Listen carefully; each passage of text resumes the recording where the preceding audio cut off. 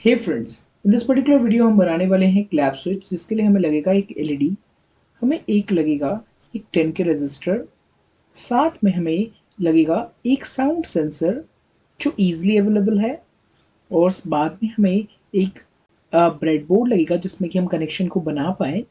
उसके बाद जो मोस्ट इम्पोर्टेंटली जो हमारा कंपोनेंट है दैट इज़ आर्डिनो। तो उससे पहले हमें क्या करना है कि हमें जो अपना साउंड सेंसर है और हमारी जो एलईडी लाइट है उसको अच्छे से पुट करना है और हमें एनोड या कैथोड में किसी भी एक जगह पे आपको अपना रेजिस्टर को जो है कनेक्ट करना है। मैंने यहाँ पर 10 के रेजिस्टर यूज़ किया है। You can actually use the register according to the LED. तो हम इसे कनेक्ट कर देते हैं। मैंने एनोड में कनेक्ट किया है। तो उसके बाद जो हमें आर्डिनो लगेगा उसके साथ हमें कनेक्शंस को करना पड़ेगा। कनेक्शंस को आप कैसे कर सकते हैं? कनेक्शंस के लिए हमने ऑलरेडी आप लोगों को इसका कनेक्शन का डायग्राम दे रखा है, तो इस डायग्राम को फॉलो करके आप कनेक्शन को बना सकते हैं। It is actually very easy, ज़्यादा कुछ कॉम्प्लेक्स है नहीं। तो आप इसे फॉलो भी कर सकते हैं और उसके साथ साथ आपको चार्ट मिल जाएगा कनेक्शंस का, तो उसे भी फॉलो करके आप कनेक्शंस को ईजिली कर पाएंगे। ठीक है, तो दिस इज़ वेरी इजी। इसके बाद जैसे ही हमारा यहाँ पर खत्म हो जाता है तो now it's the work for the coding purpose. तो चलिए कोडिंग को देख लेते हैं। तो सबसे पहले हमें क्या करना है, अपने यूएसबी के साथ हमें लैपटॉप को कनेक्ट करना है। Let us understand the code properly right now. So यहाँ पर सबसे पहले हम देखते हैं कि we are representing initial variable called as clap. Clap is initialise to zero. Clap से हम काउंट करेंगे।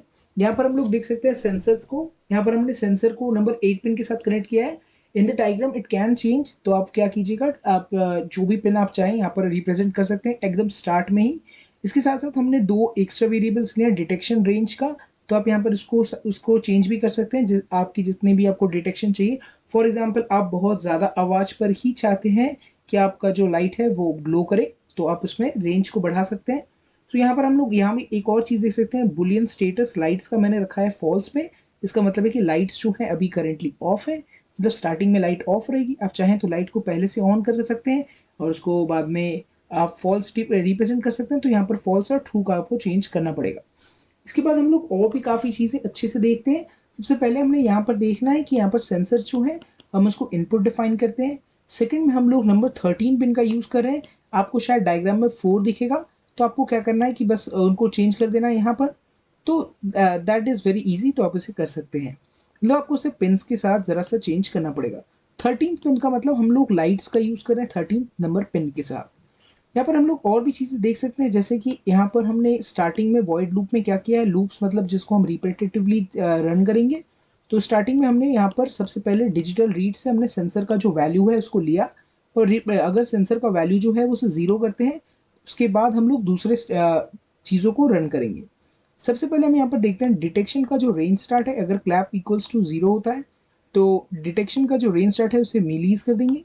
उसके बाद हम लोग यहाँ पर और भी सारी चीज़ें देख सकते हैं कि एल्स इफ अगर clap is more than zero, मतलब अगर क्लैप ज़्यादा है, क्योंकि हम इसके बाद क्लैप को जैसे कि प्लस प्लस कर दिए तो क्लैप बढ़ गया है, उसकी वैल्यूज बढ़ गई है। तो उसके साथ हम लोग यहाँ पर डिटेक्शन को देखते हैं कि यहाँ पर जो रेंज है यहाँ 50 है। पर यहाँ पर जब मैंने यहाँ पर क्लैप को फिर से बढ़ा दिया है, अब मैं यहाँ पर देखना चाहता हूँ कि जो उसका रेंज है, तो आप अगर इस 100 के को चेंज करके 300 करते हैं तो आपको काफ़ी ज़्यादा साउंड लगेगा। मतलब अगर कुछ ज़्यादा डेसिबल्स का साउंड रहेगा तो ही ये जो क्लैप स्विच है काम करेगा। 100 पे ये मिनिमम साउंड्स पे भी काम कर जाएगा। अच्छे से क्लैप कीजिएगा तो काम करेगा।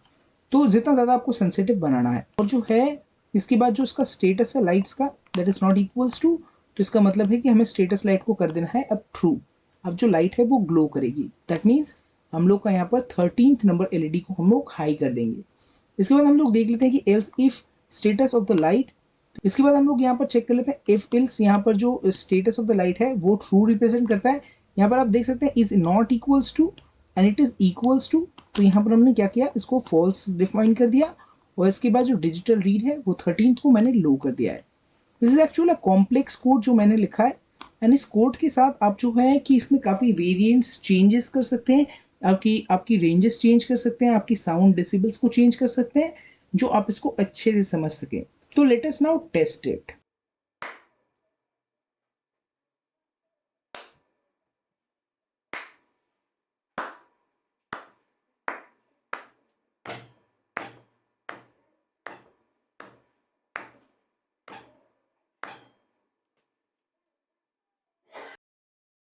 I know this project is very easy, but guys यहाँ पर इसकी काफ़ी ज़्यादा इम्प्लीमेंटेशन है एंड मैं आप लोग को ऐसा नहीं कहूँगा कि आप जब इसे फर्स्ट ट्राई पे लें तभी ये प्रोजेक्ट आपके लिए वर्क करे।